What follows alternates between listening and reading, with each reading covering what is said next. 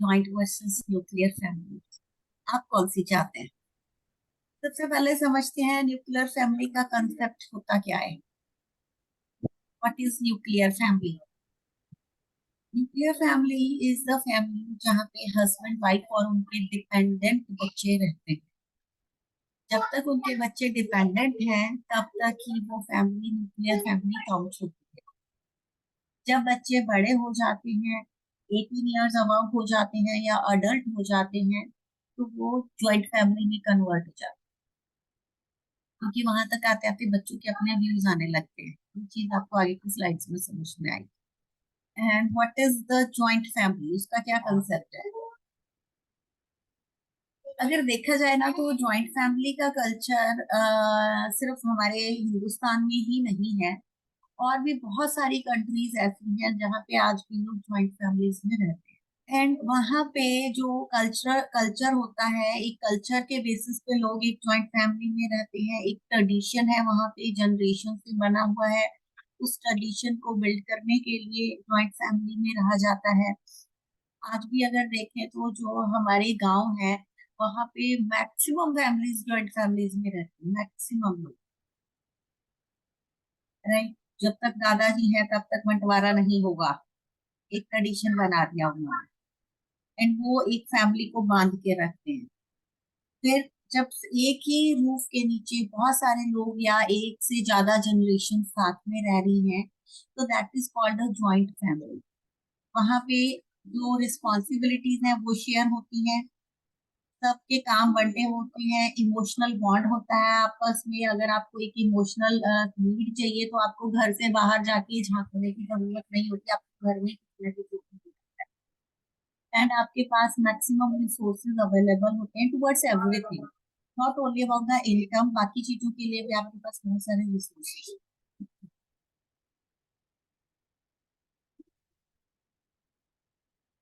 Historical perspective of joint family, अगर हम बहुत साल पीछे चले जाएं तो लोग तब ना एक ग्रुप्स में रहते थे, एक कुटुंब बना के रहते थे। एक कम्युनिटीज बनी होती थी। जैसे कि अभी भी आज भी कहीं कहीं आपको दिखेगा, जैसे कि आदिवासी एरियाज में चले जाओ तो वहां पे उनके कुटुंब बने होते हैं, छोटे छोटे ग्रुप्स बने होते हैं। तो वो एक बहुत बड़ा खानदान एक ग्रुप में हो गया, फिर दूसरा खानदान दूसरे ग्रुप में हो जाता है। फिर उसके बाद थोड़ा सा अगर हम और एंशियंट टाइम से बाहर निकलें, तो जो ये एग्रीकल्चर से रिलेटेड या कृषि कार्य से रिलेटेड जो लोग होते हैं, जहाँ पे मैन पावर की जरूरत है, जो लोग आज भी खेती कर रहे हैं। जैसे मैंने बोला था, आज भी अगर गांव में चले जाओ तो वहां पे हमें जॉइंट फैमिली का कल्चर मिलता है, क्योंकि वहां पे ना काम बहुत बंटी होती है। एग्रीकल्चर में आपको मैन पावर ज्यादा चाहिए होती है, बहुत सारी लैंड है उसको संभालने के लिए लोग ज्यादा चाहिए। घर पे भी काम के लिए, खाना बनाने के लिए ज्यादा लोग चाहिए। तो वहां पे अभी भी ये कल्चर फिर वहां तक पहुंचा।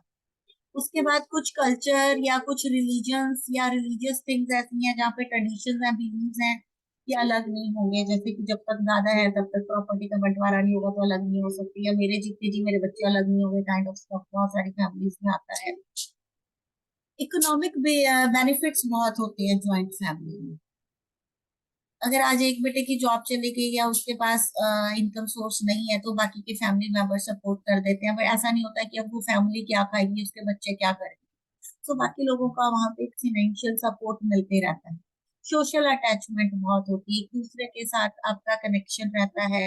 अगर आप दूर दूर रह रहे हैं तो कनेक्शन धीरे धीरे लूज हो जाता है, बट ज्वाइंट फैमिली में क्या होता है, जब साथ रहते हैं ना तो वो लड़ते हैं, झगड़ते हैं, मनमुटाव होते हैं, बट फिर भी समाओ आपका आपस का प्यार जो है वो बना रहता है। Factors influencing the shift towards the nuclear family. अब ज्वाइंट फैमिली के अगर ये बेनिफिट्स हमने देखे, समझा कि क्या उसका है, तो फिर न्यूक्लियर फैमिली का कंसेप्ट क्यों? इनके साथ साथ चीजें आगे बढ़ी, इंडस्ट्रियलाइजेशन हुआ, अर्बनाइजेशन हुआ। आप जब आगे बढ़ते हो तो आपका जो लिविंग स्पेस है ना, शहरों में भी देखा जाए या गांव में भी देखा जाए, तो वो कम होने लगा, कम होने लगा।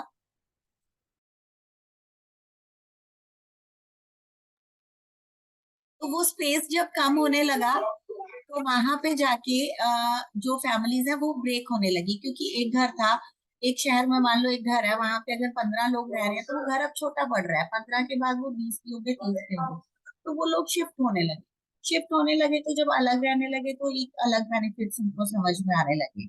एक पर्सनल ऑटोनॉमी होती है, इंडिविजुअलिज्म होता है कि आप इंडिविजुअल बेसिस पे कुछ चीजें कर रहे हो, उनको समझ रहे हो, उन पे वर्कआउट कर रहे हो, आपके पास आपके राइट है, आपका फ्रीडम है। ज्वाइंट फैमिली में वो फ्रीडम नहीं मिलता, आपके पास राइट नहीं होता, हर चीज आपको बड़े बुजुर्गों से पूछ के करनी पड़ती है, राइट। न्यूक्लियर फैमिली में आपके पास प्राइवेसी ज्यादा है, आप इंडिपेंडेंसी ज्यादा है आपके ऊपर। इकोनॉमिक फैक्टर आता है कि आपका जो एम्प्लॉयमेंट पैटर्न है वो चेंज हुए हैं। आप जब लेडीज के पास वर्क अपॉर्चुनिटीज आने लगी, वो भी बाहर जाके काम करने लगी, एंड वो इक्वली अपने जो हस्बैंड है उसका कंधे से कंधा मिला के चल रही है, तो जो आपका लिविंग स्टैंडर्ड है वो हाई होने लगा, और काम की वजह से लोगों को बाहर जाने की जरूरत महसूस होने लगी। तो इस तरीके से जो न्यूक्लियर फैमिली का कंसेप्ट है वो बढ़ने लगा, या उसका जो कल्चर था वो लोगों ने ज्यादा अडेप्ट करना बेटर समझा। अगर ओवरऑल डेटा देखा जाए तो 60% ऑफ कपल्स ज्वाइंट फैमिली में को जो है प्रेफरेंस देते हैं, बट 90% ऑफ कपल्स आज के टाइम पे न्यूक्लियर फैमिली को प्रेफरेंस देते हैं। एंड बट अगर देखा जाए तो जो लोग न्यूक्लियर ज्वाइंट फैमिली को प्रेफरेंस देते हैं, कहीं ना कहीं वो ज्यादा खुश हैं, उनका जो हैप्पीनेस है वो डबल है। कैरेक्टरिस्टिक्स ऑफ ज्वाइंट फैमिली, सो यहाँ पे बहुत सारी चीजें होती हैं। सबसे पहले जो आपका शेयर्ड लिविंग अरेंजमेंट्स होते हैं, आप जो साथ में रह रहे हो, एक ही घर में रह रहे हो, हर चीज आप शेयर कर रहे हो, एक दूसरे को मिल बांट के खा रहे हो या कर रहे हो। Role of elders and the decision making process, आपको कोई भी डिसीजन लेना है ना तो आपको घर के बड़े बुजुर्गों से परमिशन लेनी पड़ेगी, आपको पूछना ही पड़ेगा, आपको उनकी राय के साथ चलना है, और सम हाउ बहुत सारे केसेस में उनकी जो एडवाइस है वो बेनिफिशियल होती है। Interdependency among the family members बहुत होती है, एक दूसरे पे डिपेंड करने लगते हैं धीरे धीरे। लाइक अगर हम घर की बात करें तो एक घर में अगर 4 लेडीज हैं, चारों के काम बैठे हुए हैं, एक लॉन्ड्री करेगी, एक किचन करेगी, एक क्लीनिंग करेगी, या एक कुछ और चौथा काम पकड़ लो, तो डिपेंडेंसी होने लगी कि अगर उसने खाना नहीं बनाया ना तो उसी की रिस्पॉन्सिबिलिटी है।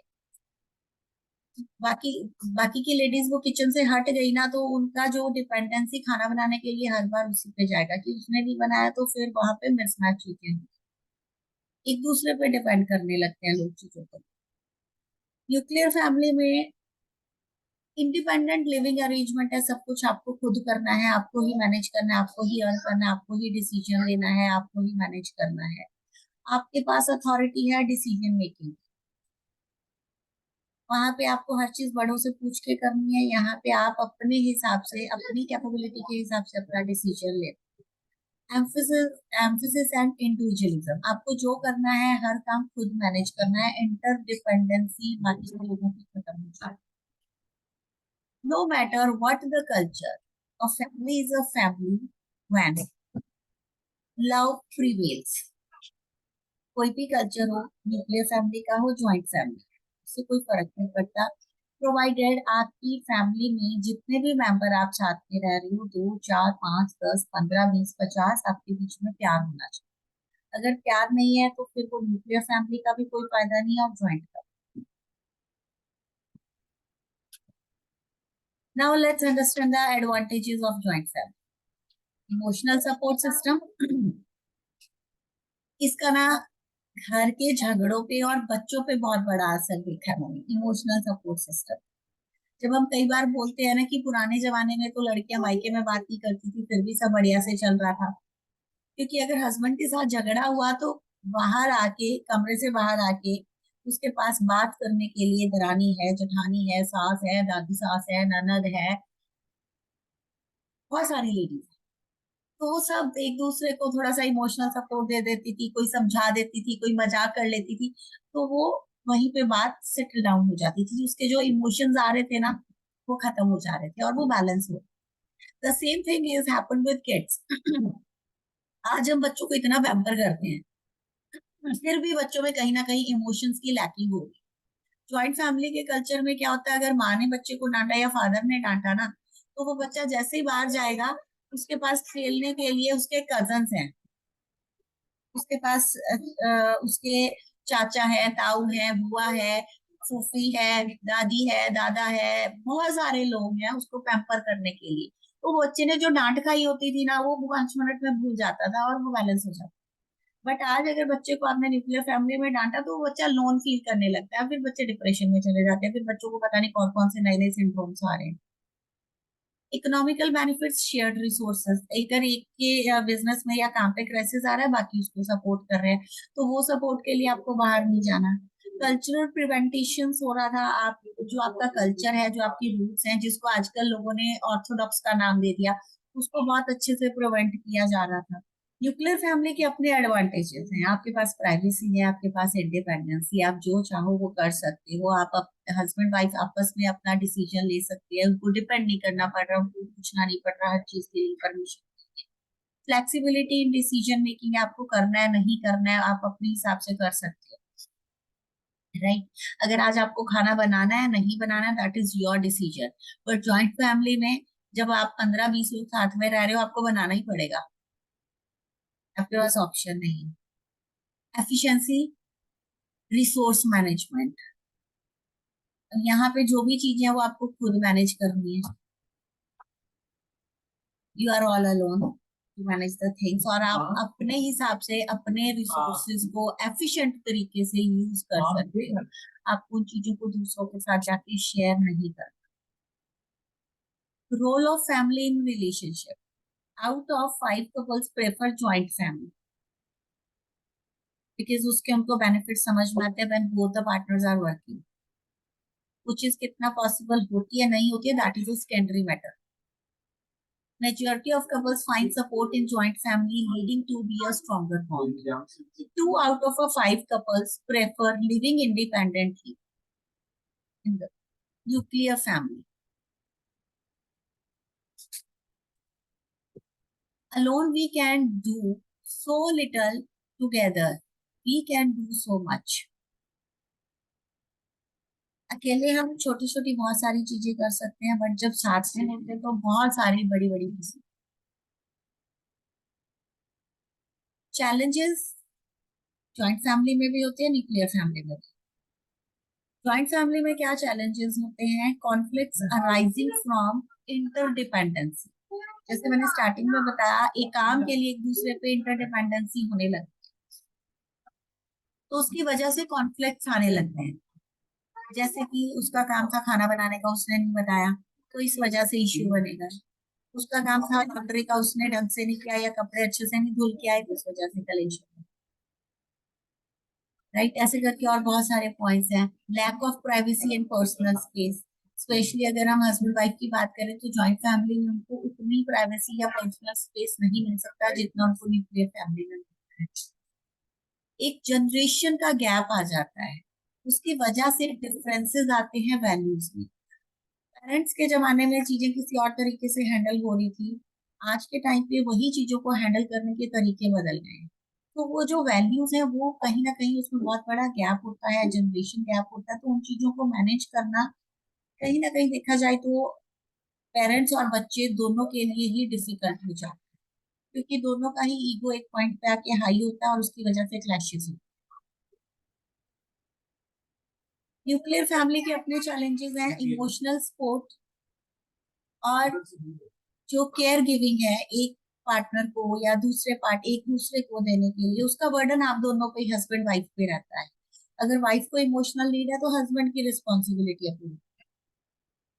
ज्वाइंट फैमिली में बहुत सारे लोग हैं, और अगर केयर गिविंग की बात आ रही है कि केयर करना है, बच्चों को बड़ा करना है, या हस्बैंड का केयर है, वाइफ का केयर है, उसमें भी दोनों एक दूसरे के लिए उतना ही रिस्पॉन्सिबल है। फिनेंशियल स्ट्रेन आता है, इंडिविजुअल बेसिस पे आपकी रिस्पॉन्सिबिलिटीज हैं, तो वो आपको मैनेज करनी है, यहाँ पे आपको एडिशनल हेल्प नहीं मिलती। आप सोशली आइसोलेट हो जाते हो, आपका जो सपोर्ट नेटवर्क है ना, वो धीरे धीरे खत्म होने लगता है।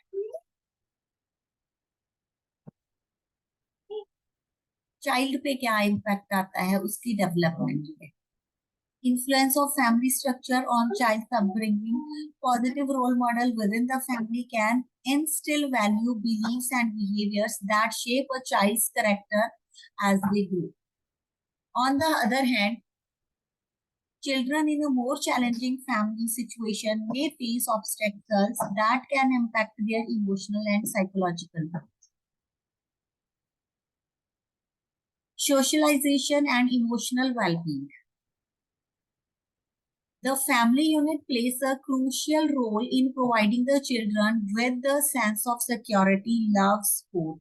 Through interaction with family members, children learn important social skills, empathy, and how to regulate their emotions. ये चीज अभी मैंने थोड़ी देर पहले भी बताई थी कि जब जॉइंट फैमिली में बच्चा कमरे से बाहर निकलता है ना मम्मी से डांट खा के, उसके पास एक इमोशनल सपोर्ट सिस्टम होता है जो चीज उसकी साइकोलॉजी को पॉजिटिव डायरेक्शन देती है। बट न्यूक्लियर फैमिली में कहीं ना कहीं ये चीजें मिस हो जाती है। पॉजिटिव फैमिली रिलेशनशिप आपको बच्चों को रिश्तों की समझ आती है, कौन बड़ा है छोटा है, किससे क्या बिहेव करना है, कौन आपके हैं। न्यूक्लियर फैमिली में इन चीजों में बच्चों में बहुत सारी लैकिंग हो जाती है। Joint versus nuclear family, a final comparison.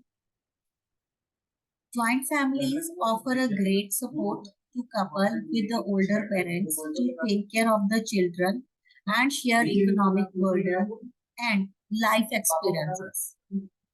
तीन मेजर आपको बेनिफिट्स मिलेंगे। However, conflicts may arise over raising the children and the family expense.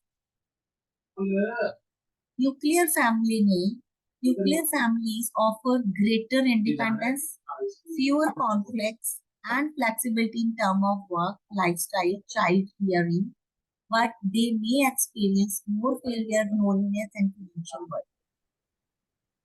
तो दोनों में से बेटर क्या है? Both family systems have their pros and cons. Ultimately, couples must choose that one that best fits their needs and preferences. तो आपको खुद decide करना है आपके अकॉर्डिंगली, आपके वर्क के अकॉर्डिंगली, आप हस्बैंड वाइफ के अकॉर्डिंगली कौन सा कल्चर आपको अडॉप्ट करना है या नहीं। Family is not an important thing, it's everything.